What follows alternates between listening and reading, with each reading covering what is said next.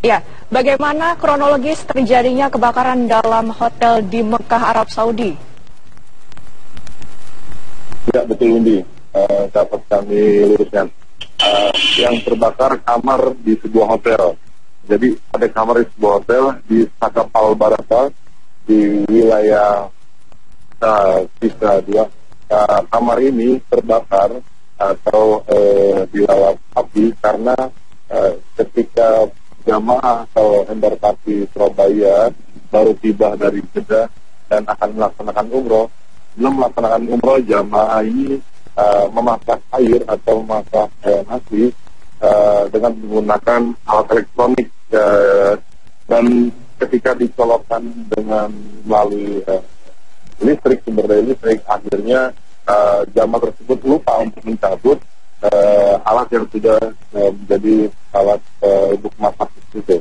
Terus ini, selain itu juga ini, ketika alat itu sudah lupa dari si jamaah yang memasak air ini, sehingga mengakibatkan konsleting listrik dan mengakibatkan sebuah percikan api hingga menghanguskan salah satu kamar, yaitu kamar 01 yang ada di lantai 8 tempat penginapan di sektor 403.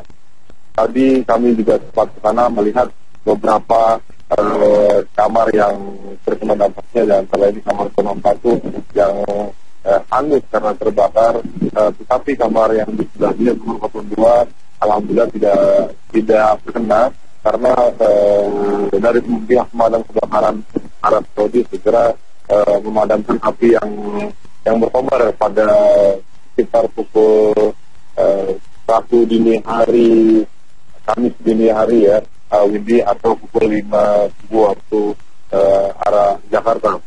Windy, kembali ke Anda studio. Ya, baik. Kulit lantas berapa jumlah calon jemaah Indonesia yang berada dan menginap di Hotel Sakap Al Barokah saat itu?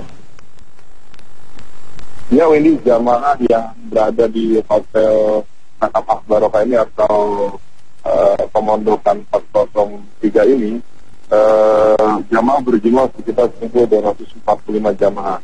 Para jamaah ini ketika terjadinya sebuah kebakaran yang melalap sebuah kamar 801, para jamaah diungsikan sementara ke lokasi yang lebih nyaman atau ke hotel yang lebih nyaman untuk menghindari hal-hal yang tidak diinginkan.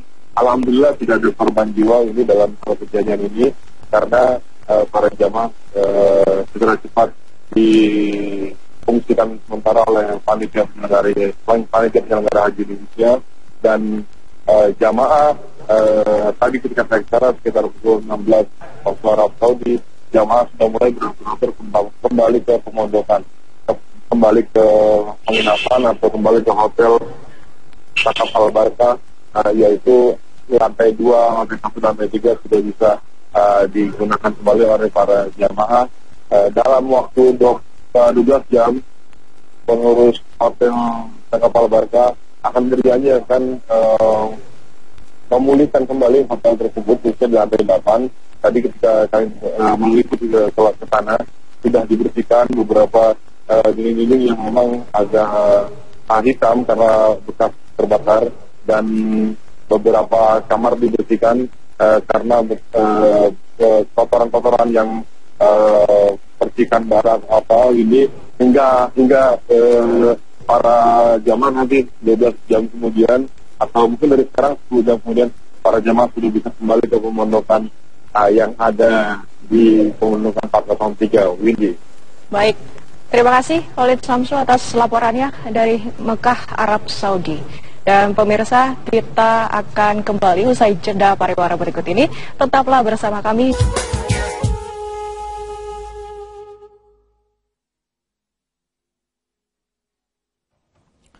Pemirsa, pada hari Kamis dini hari, sebuah kamar yang dihuni jemaah haji Indonesia di Mekah terbakar. Untuk menghindari hal yang tidak diinginkan, 1.000 jemaah terpaksa dievakuasi.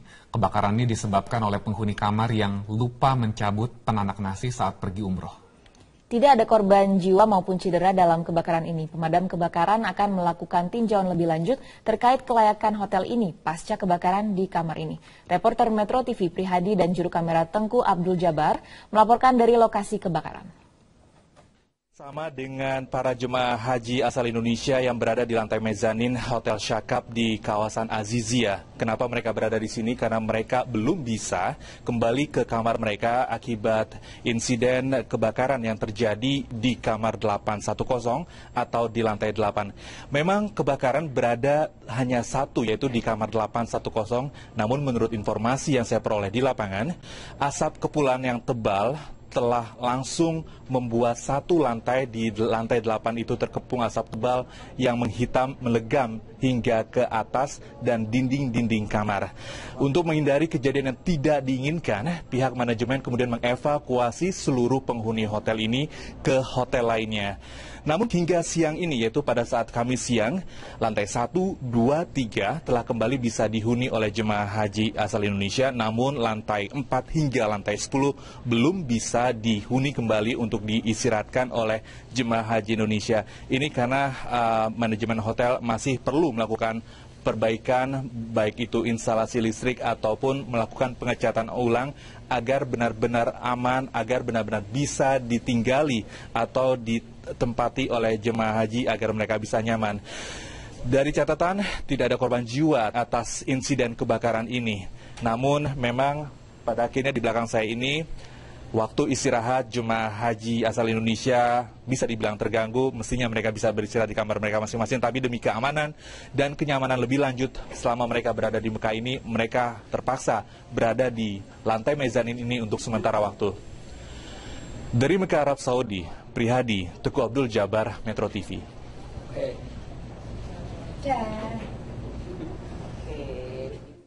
Sementara itu, jemaah haji Indonesia yang menjadi korban ambruknya krain di Masjidil Haram dipastikan akan mendapat uang santunan dari pemerintah Indonesia.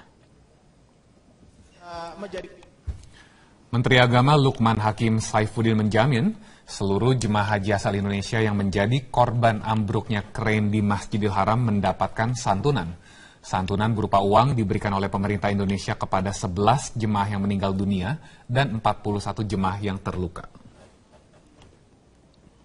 Namun Menteri Agama masih terus mengkonfirmasi dan mengklarifikasi informasi yang beredar terkait santunan yang diberikan pemerintah Arab Saudi kepada korban ambruknya krain.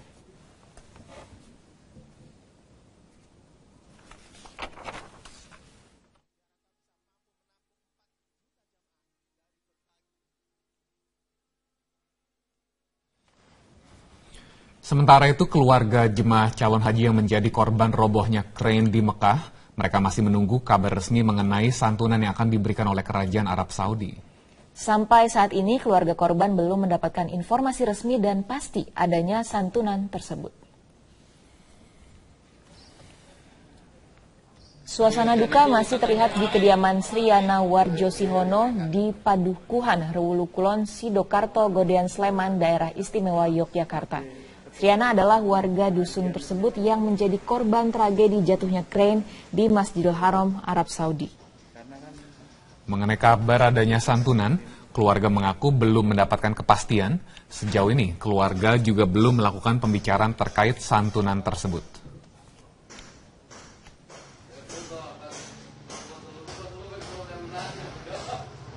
Ya kalau hanya sekedar mendengar, melihat dari tayangan televisi begitu. Tapi untuk itu belum ada orang yang itu konfirmasi ke sini. Jadi secara resmi belum menerima informasi itu ya? Belum ada. Nah, terus tanggapan keluarga sendiri Pak dengan adanya itu? Ya itu? Kita ya berharap kalau memang betul-betul ada ya kan bisa melalui depak. Nanti depak yang ini yang mengurusi hal seperti itu biasanya. Tapi ini berarti masih menunggu kepastian? Menunggu kepastian dari sana.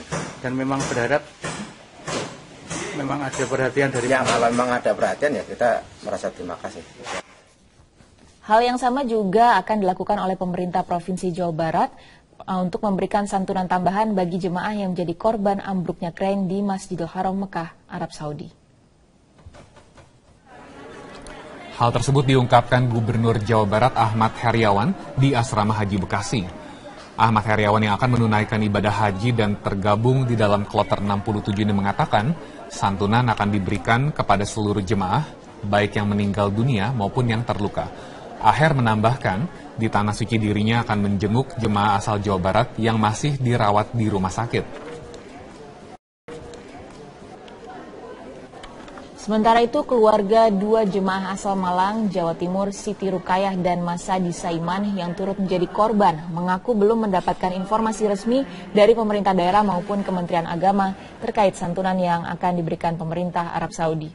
Menurut keluarga, mereka mengetahui rencana pemberian santunan dari Raja Salman bin Abdul Aziz tersebut hanya dari pemberitaan media.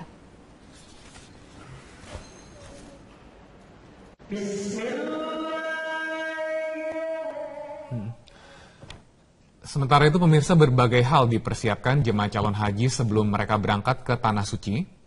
Selain kondisi fisik, para jemaah calon haji juga mempersiapkan perbekalan yang hendak dibawa, termasuk menukar uang rupiah ke rial, yang merupakan mata uang di Arab Saudi.